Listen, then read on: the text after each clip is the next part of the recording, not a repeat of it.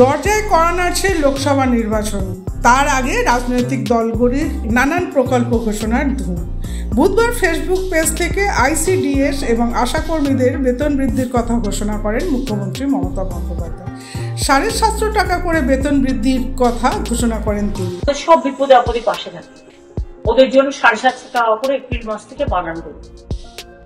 দুই হচ্ছে যারা অঙ্গনারী ওয়ার্কার আছে তারাও 8,250 টাকার মতো পায় এরকম, তো ওদেরও 750 টাকা করে বাড়ানো হলো এপ্রিল মাস থেকে। আর যারা আইসিডিএস হেল্পার আছে তারাও 6,000 সামথিং পায় এবং তাদেরটাও 500 টাকা করে 1 এপ্রিল থেকে বাড়ানো। তাদের জীবন শুভ হোক, ভালো হোক, আরো ভালো করে কাজ করুন, ভবিষ্যতে আরো সুযোগ সুবিধা পাওয়ার জন্য আমরা সবসময় মামাটি মানুষের সরকার আপনাদের সাথে ছিল। ব্যুরো রিপোর্ট, সূত্রকার সংবাদ।